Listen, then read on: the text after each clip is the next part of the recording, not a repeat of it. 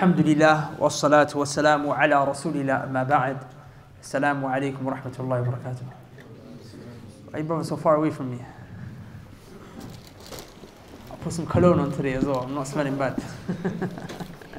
How are you guys doing today? You know, I'm still far, man. Come through, akhi. MashaAllah. Barakallah feek. Assalamu alaikum, you did, akhi. Came from Milton Keynes, huh? Allahu Akbar. MashaAllah, MashaAllah. Brothers, I want to start off by telling you a little story about myself, and then alaikum salam wa rahmatullah. And based on this, inshallah ta'ala, you understand why I decided to do the specific lecture today, titled what we titled it, about social media nitties. You see, about 8 years ago, I started to do da'wah online. I started to come online, and I started to grow very quickly on social media. Back in like 2011, 2012, I reached like 200,000 followers on Facebook.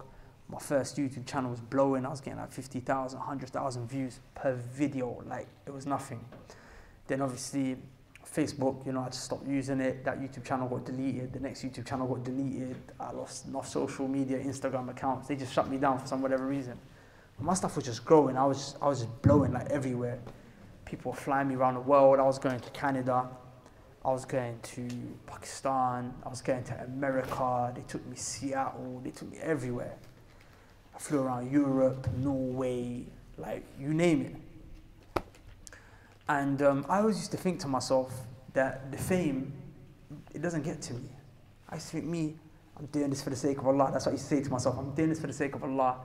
And the fame, it's not really affecting me in any way, shape or form. I'm good. I'm nice.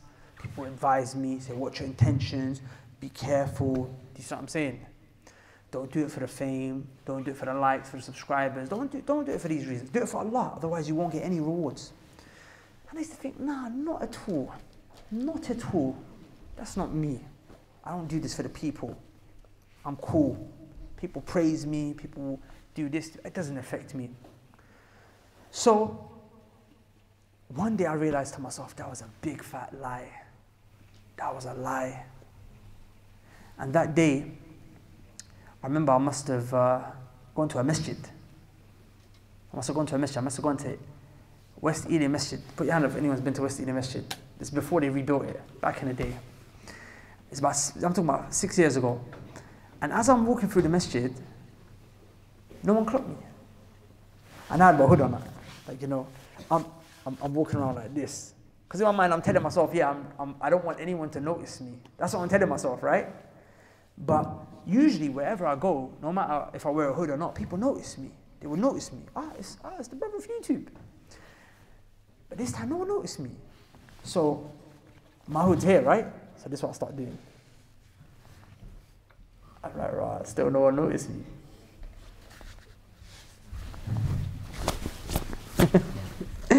And I realized to myself, and it's happening without me thinking. Wallah, Assalamu alaikum. Assalamu alaikum. What are you doing? Okay.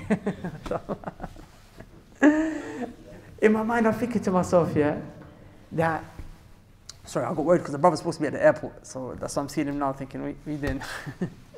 So in my mind, I'm thinking to myself, what's going on here? I'm like automatically, without even realizing, I'm trying to make myself known. I'm trying to make myself big. And that day I realized that there is a disease inside of my heart. That there is a disease inside of my heart. And then the more I started to study and the more I started to seek knowledge, you find that the scholars, when they write books on diseases of the heart, one of the primary, fundamental diseases of the heart they talk about is something called hubbu shuhra, which is the love of fame. And that's so deep-rooted inside every human being that there's a statement by Imam Ash-Shatibi, which I'm going to mention to you.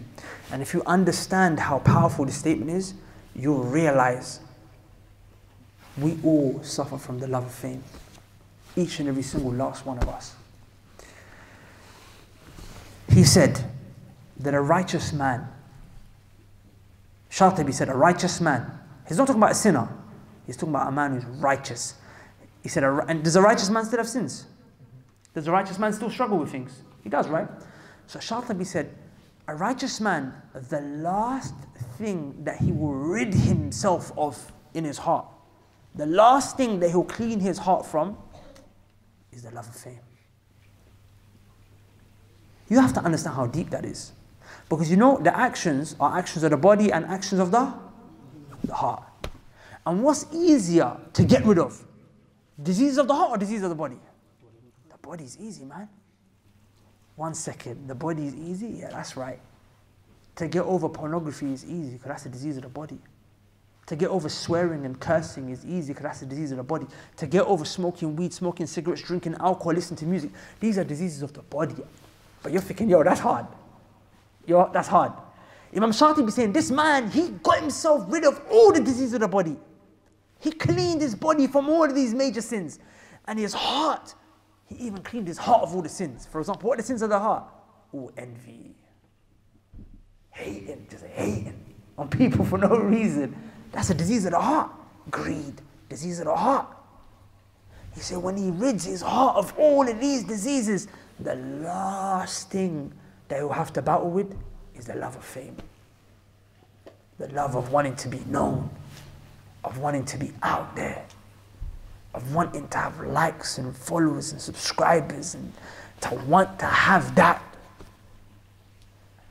And you know what's sad? Is that nowadays, that's not considered a disease. Rather, nowadays, we celebrate people when they get followers. A man will get 100,000 followers, he'll say, oh, I'm doing an exclusive 100,000 follower video. A man will be like, yo, you just reached 10,000 followers. Thank you, my fans, people, barakallah fi. He sees it as a blessing. The fact that he's excited about it shows that, wallahi, we become blind towards these illnesses and these diseases in our heart. And that's why I tell you something. You see, when you look at Muslim celebrities,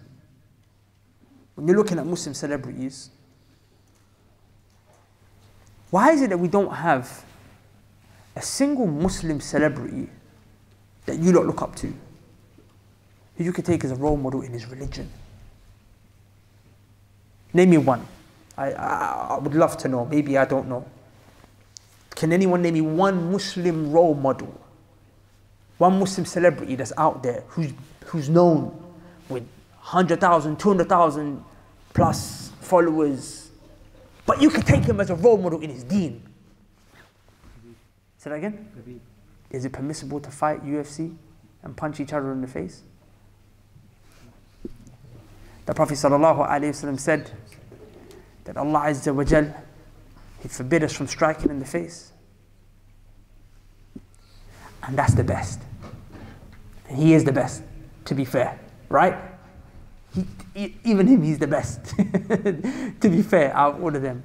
The point I'm making is that you're going to struggle to find a person who is famous, who is out there, and he's a good role model. You know why? Because you know one thing that fame does? It takes away your iman. That's why being a guy who's fame hungry, who's running after fame, who's running after likes and followers, at the same time, each follower, each like that you get, if your goal and your intent is the likes and the followers, it's burning away at your faith. Why would it burn away at your faith? Why would it do that? Shall I tell you why? Because the people who like to follow you, if all day, every day, you're telling them, fear Allah, pray your salah, don't do haram, don't listen to me. Do people like to follow people like that? Do we go out of our way to follow? And I know some of you might, subscribe to YouTube channels of scholars and mashayikh, very good, Allah, but generally speaking, do people do that? Do they like to follow people based on religion? No, they follow people based on desires.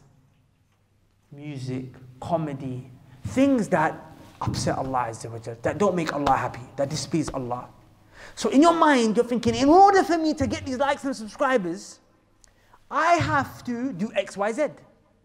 So I'm going to do X, Y, Z to get them likes and subscribers. And in that process, your deen, it withers away the same way a candle, eventually, the flame, it flickers out and it dies. And that happens to your iman in your heart. When you look at all these Muslim YouTubers that started off, they started off how? They started off being good little kids, praying 5 times a day, making social experiments, praying in the streets. And now they make music videos with girls licking their faces and then being in bed with girls. Look at these hijabi YouTubers. They started off, oh look, I'm doing the hijab so I can make Muslim girls confident. And then those same hijab YouTubers, when they got fame, they realized, oh, there's a certain place I'm trying to reach which I can't go with the hijab, so the hijab has to go. So she takes the hijab off. And in the process, she misguides herself and all those other miskin girls that were following her. The reason I mention this, my brothers and my sisters, is because I mean, you lot may not want to be YouTubers or social media influencers. Alhamdulillah, and that's a blessing and that's great. But there's an element of that love of fame and that want of fame that's deep rooted inside all of our souls. And you have to ask yourself and be real with yourself. Are you suffering from that disease? I mean, you're putting up a post, an Islamic post on Instagram. Why do you keep going back to look for how many likes? Why do you keep counting the likes and, oh yeah, that right there, yeah, got like a nice little 12 likes, got 12 likes there. Oh, this one only got 3 likes, like what's going on? And people start to think, yeah, these kind of posts, you know, they only get like about 5, 10 likes. This one here, right here, gets like 20, 30. Some of them do more. And then it's not about the da'wah or sharing the benefit anymore. It's more about the numbers that are attached to it. And that's a very big disease. You see, people get excited when they get followers, right? Oh, I got 10 followers today. Did you know that the Salaf, how they used to see followers? They used to see followers as a fitna, as a test. Imam Ahmad rahimahullah said, I wish I was a man unknown between the mountains of Mecca. But he said, I have been tested with fame. I've been tested with followers. Which one of you considers followers as a test? We consider it as like, we think, yeah, alhamdulillah, we think it's a good sign. Oh, look me, I've got 1, 2 followers. We get excited. Brother, Allah is testing you. Allah wants to see, are they going to affect your heart? Number 2, are you going to misguide them? Because the verses in the Quran that talk about people who misguide the masses, wallahi, these verses, oh, they're very scary. They are extremely scary. For example, in Surah Al-Ahzab, Allah said the people, when they're going to be thrown into the hellfire, they will say, if only we obeyed Allah and we obeyed the Messenger. But we didn't. Rather, who did they obey? They said, Sadatana wa kubara'ana wa adalluna sabila. They said, we followed the celebrities, the chiefs, the big ones amongst us. The famous people, we followed them, the leaders. Those are the ones we followed. وَأَضَلُّونَ السَّبِيلَ. And they misguided us from the path. And then what did they say after that? They say, Allah, give these people the punishment that is double. And give them a curse, لَعْنًا كَبِيرًا, a mighty curse. That's what your fans say. That's what your followers say. That's what the followers say. The same followers you get so excited about. Look at me, I got 1, 2 followers. I do this for the followers, I do this for the fans. Those followers, on the day of judgment, if you taught them one thing wrong, if you done one thing wrong, wallahi, and they feel a sin because of it, and they got misguided because of it, they're going to be the ones asking Allah to give you a double curse, a mighty curse and a double punishment. You have to be careful because sometimes you might put out a tweet and you just spread a lie. And you made a bunch of people backbite. Slander. You just put out a tweet and suddenly it went viral. You think, oh, look, you know, nowadays you don't think 50 retweets is viral. But the point is that, imagine, and those 50 people saw you do a sin and then they engage in the sin. On the day of judgment, that's going to come back to you. You know, there's a hadith of the Prophet ﷺ, and I always used to think about it. How is this going to be possible? But the Prophet said a man will come on the day of judgment with deeds the size of the mountain of Uhud. How big is the mountain of Uhud? It's big, huh? How tall and how wide?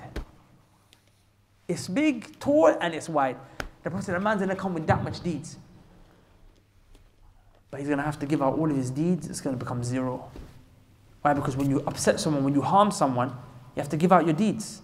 Because on the day of judgment, people want payback. And payback doesn't work in the form of currency, it works in the form of deeds. Either you give me your good deeds, or if you don't have good deeds left, I give you my bad deeds. So I used to think to myself, how on earth is it going to happen that a man's going to come with deeds the size of the mountain of Uhud, and it's going to become a big fat zero on the day of judgment? How's that going to happen? And I heard this hadith many years ago, like over 10 years ago. And then I saw social media. And I was like, okay, I understand how it's going to happen now. Allah knows best. Allah Ta'ala alam. But I can see it's not far. A person will put out one thing on social media and hundreds of people will see it. They will learn from it. And there will be misguidance. And you'll follow that. And those people on the day of judgment. And imagine you spoke about someone's honor. You spoke about someone. Like, you know, even sometimes, are you allowed to backbite people who are bad? Are you allowed to backbite people who are bad? Like, for example, there's like a Muslim celebrity. We find out he does X, Y, Z. He gets caught with a girl here and there, and then you start talking about it on Twitter. Who gave you the right to talk about his personal life? That's whether he's famous or public figure or not. He's still a Muslim, and you can't backbite him. You can't talk about his honor. It's still sacred. It's a private sin that he did that got exposed to the public. But you're supposed to cover it. Like, you don't have sins? As if to say you don't have private sins? The Prophet ﷺ said a person who keeps following up the private things that take place inside someone's house. So if a person keeps following up the private sins, the mistakes of people, Allah will bring what takes place inside of your house and put it into the public. So you're asking for it to happen to you. You're asking for it to happen to you. And wallahi, from this week, you see social media is going to be the reason of a lot of people's destruction on the day of judgment. Well, as for our sisters, social media destroyed them. Destroyed them. Destroyed them. Everything just about selfies, the way I look. You see a sister, she looks nothing like that. But she put on so many filters. So many filters. Allah al-musta'anu ala ma tasifun. That what? She looks like what? Something else. Like Picasso painted a picture or something. What's going on here? And then as if it doesn't get enough, now they have to do what? Take dog filters. I'm like, sister, you don't really, like, you don't want to be called, like, you know, sisters get offended when someone goes out there and calls them the B word, and then they take, you know, every one of these girls display pictures. What? Has got a dog's face. What are we doing, sister? And you know what's gay? And then you got men doing the same thing. That's homosexual behavior, brothers. I'll be real with you. Now, and look how it's perverting people. Now you've got the transvestite. You've got the transvestite filter. You don't know what I'm talking about. I don't know, some of you brothers tried it. I'll be real, I know you tried it. I know you took the picture. What would I look like as a girl? You just didn't put it up. But like I'm saying, to even bring yourself to that situation, that's problematic. I was scrolling through, the moment I saw that, I was like, I ain't got no blusher on my face. I ain't gay, man's a man. But that's, you see the way social media just mashing you up. And then there's levels to it.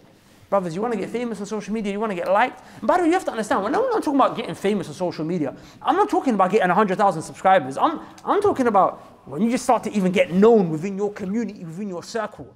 Like Muslim Twitter, you can see these sneaky people on Muslim Twitter, like, they just got, don't worry, you're not sneaky. I'm not talking about you. You know these sneaky ones on Muslim Twitter that talk a lot. They got themselves a little 1,000 followers, but that's big. That's big for them. That's in their Muslim Twitter community, they're big. But what happens? It's fitna of girls. And it will take your deen away. These girls just creep up on you, slide into your DMs, chat to you. MashaAllah, brother, I like your post, and Allahumma barik, and please can you teach me the deen? And then and look how devilish she is. Look how devilish she is.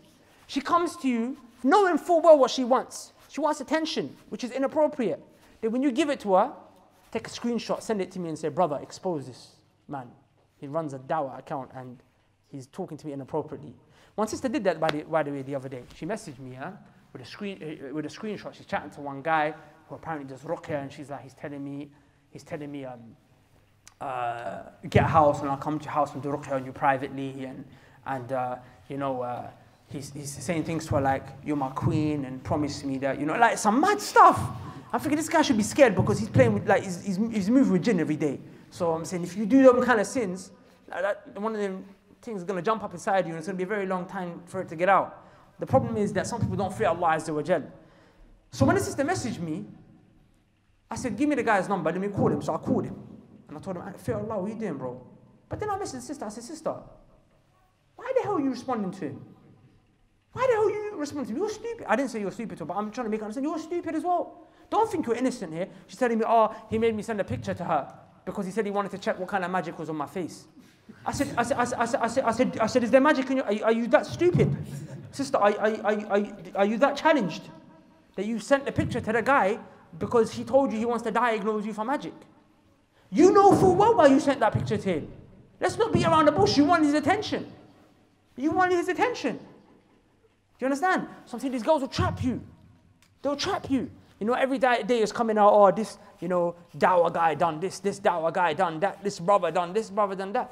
It's true, the brother's a stupid idiot for doing it.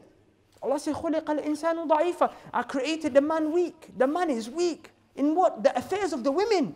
Now some of the scholars explain this ayah. It's with regards to the affairs of the woman that the man is weak. So these women know full well they're going to roll up on and slide into your DMs and they're going to chat to you. And then what happens? You get exposed. Look how many people on social media, they make it big. Is any one of them, did they look happy in life? Did any one of them look happy? They all go through that suicide phase. All gone for you.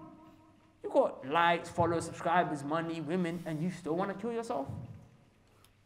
But then you got little kids.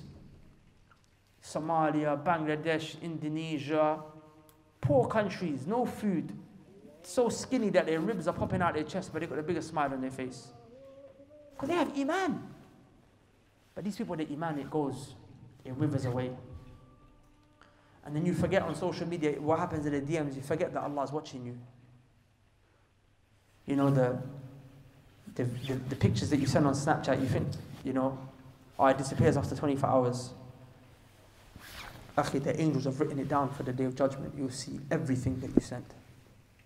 All those videos of what those girls send you and what you send to them and those pictures. Ajib. You think it went after 24 hours. It didn't get erased from your book of deeds, ya ikhwatul kiram. Allah Azza wa Jal, He sees all.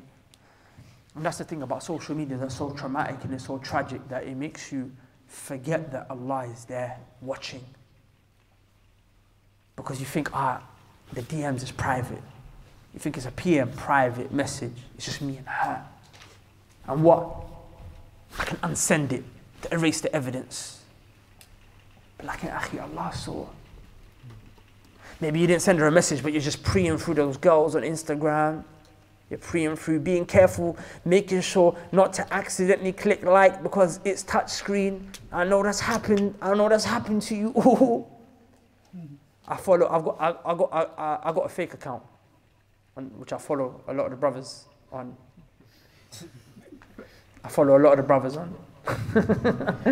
And every now and again, I go, on Instagram, you can go to the section where, where you click the follow, then it shows you what everyone else you're following is doing.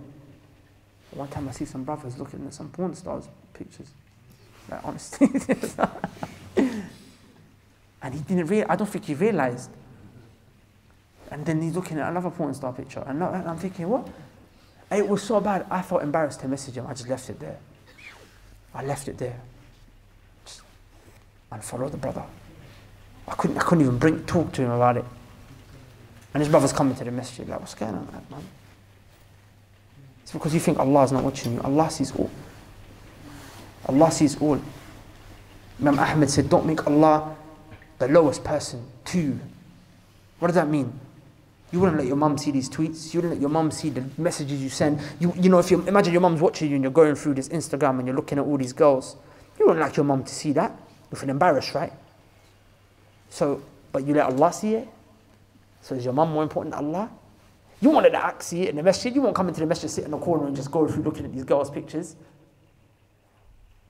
It's not because you're in the masjid. It's because you're embarrassed that brothers might see. But when you're alone, you don't care if Allah sees. You see, social media will destroy your iman. It really will. And I will leave you with this final statement of Abdullah ibn Mas'ud radiyallahu anhu. And this statement was the one that really made me realize how deep this pain and this disease of fame it goes. One day Abdullah ibn Mas'ud radiyallahu anhu, he was walking. And as he was walking, he noticed that there's a bag of people following him. Do you know who Abdullah ibn Mas'ud was, by the way? He was the companion of the Prophet. That the Prophet ﷺ said, if you want to know how the Quran came down, the way it came down, go to Abdullah ibn Mas'ud. So the Prophet is actually telling people to go to him. He's a man to go to for the Quran and for the religion and the understanding of the Quran. He's a man to be followed. So as he's walking, he sees a bag of man following behind. He turns back and he says, is there a reason why you're following me? Do you need something? They said, no, we're just following you. Because you're Abdullah ibn Mas'ud, we just want to be in your company. Abdullah ibn Mas'ud, radiyallahu anhu, companion of the Prophet, sallallahu alayhi wasallam. He turned back and he said, do not follow me. And he gave him two reasons. He said, number one, this is a humiliation for you. This is an embarrassment for you. What does he mean by that? He said, I'm human just like you. And look at you going all goo goo gaga in front of me. Look at some of you, the way you see a celebrity, you're like, oh my God. I mean, when women do that, it's bad enough. But now you've got brothers thinking, oh my God, he touched me. Oh my God, I took a selfie with my man. Oh my God, my man. Well, I'm walking through Westfields one time. You know, you see a football player and the brother's like, oh my God, that's the guy. Mama, calm down, Akhi. What are you getting excited for, bro? Like, it would be haram for you to get excited if you saw a woman walk past. Because you should be lowering your gaze. But I don't understand, it's a woman. But now you got men walking past. And you're losing it. Relax. Why are you lowering yourself? Not only that, most of the time you get excited over a kafir. He doesn't even know how to wash his backside. He's got filth between his legs. And you're like, oh my God, look at this guy. You want to shake his hand, Akhi, he didn't clean his hand after you used the toilet. I'm being real with you. So you just belittled yourself, you lowered yourself so low that you made him, this disbeliever, this mushrik, this guy who worships other than Allah Azza wa Jal. And Allah honored you as a Muslim, higher than all of them, but you lowered yourself to him. And the most disgusting, evil one is you see when you see a brother with a beard getting excited over these people. What happened? You calm down, Akhi, man. This guy there don't even pray. You pray and look at you lowering yourself. It's an embarrassment for you. It's a humiliation for you. You dishonored yourself. That's the first reason he gave. He said, don't follow me. The second reason he said, don't follow me, and this touched me. He said, because it's a fitna for me.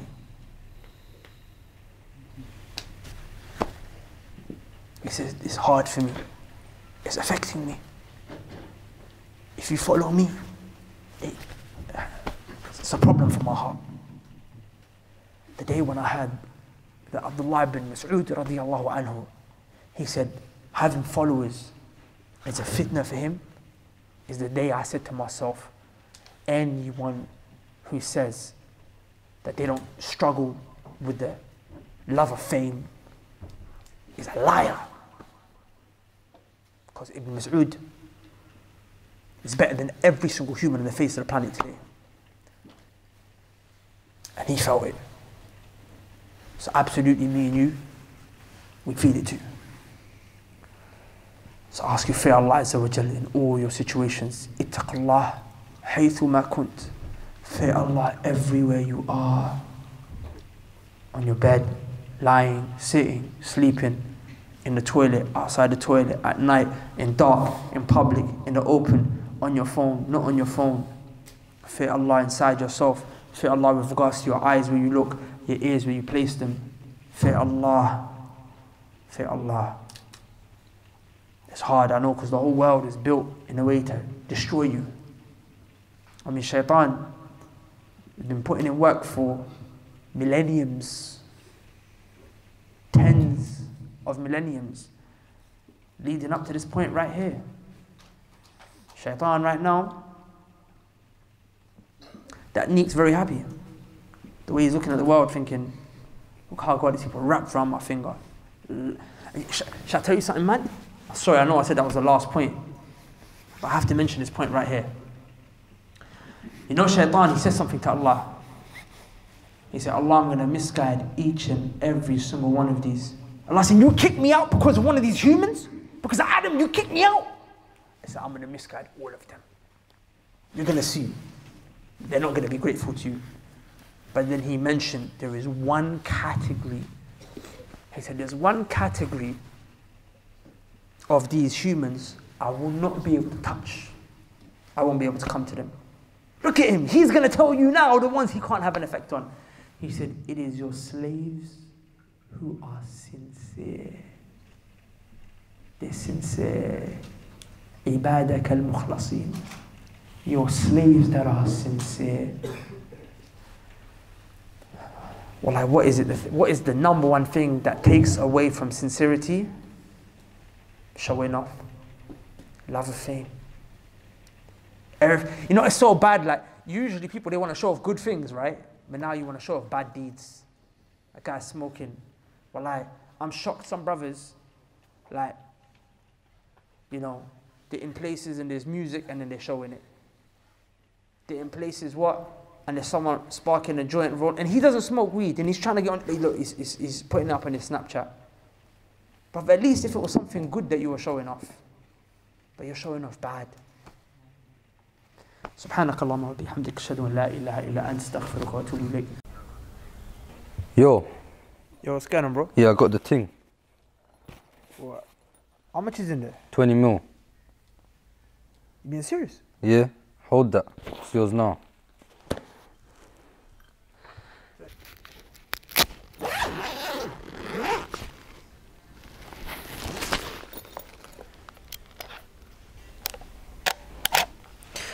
You guys are probably wondering how this dusty looking camera is worth 20 mil. Let me break it down for you. About 6 years ago, some brothers and sisters gave us about £600 in order for us to purchase this camera to make da'wah videos. 6 years later, alhamdulillah, we made well over 1,000 videos and we reached over 20 million plus views on YouTube alone without taking into account all the other social media platforms that we're on. So those people at the time when they gave that money, I don't think they had any idea that that £600 that they gave was gonna go towards a camera that would reach 20 million people who watch videos and they changed their lives after having watched them, who watched these videos and started praying, who watched these videos and accepted Islam. Can you imagine if they were sincere, the kind of reward that they're gonna get on the day of judgment, inshallah ta'ala? But now here's the issue. This camera is 6 years old. I mean, there's cracks in it, it's breaking, it's well past its sell-by date. We're trying to take things up to the next level. In order to do that, we need a new camera. In fact, we need more than one. We need more equipment. We need to actually hire a bigger media team. But all of this stuff, it comes with expenses, it comes with costs. And over the next 6 years, inshallah ta'ala, we're looking to reach well over 20 million people. Now look, I'm gonna be direct with you. I'm about to ask you for some money to put towards the da'wah for the sake of Allah. But before I do that, I wanna tell you some figures, some statistics to show you the kind of reward that you might be looking at, inshallah, if you come with sincerity and the donation. Just take a look at the kind of numbers we have over the last 90 days. Over the last 90 days, we received over 1.4 million views on our YouTube channel alone. That's 466,000 views every 30 days. That's 15,555 views per day. That's right. You could be in your sleep, sleeping 6, 7, 8 hours a day, however much you sleep, and just earning a reward, inshallah ta'ala. Why? Because you gave a bit of money that went towards a very big project. Now, with that 15,000 odd views a day, if you average that out across 6 years, which is the lifespan of this camera, do you know how much reward that is, inshallah? That's 34,065,450 views. I don't know about you, but that kind of reward, I need that in my life. This is not the kind of opportunity that we should be passing up, especially if you've got sins. The Prophet ﷺ said that giving charity wipes away sins the way that water, it extinguishes fire. So look, say no more, inshallah ta'ala. I don't feel like I should have to convince you towards giving to a project like this anymore. If you want that kind of reward, you want the da'wah to spread, you want la ilaha illallah to spread across the internet, inshallah ta'ala, then you want to give at the link below to this project. Assalamu alaikum. Peace. Remember, 20 mil, yeah, and that's on YouTube alone.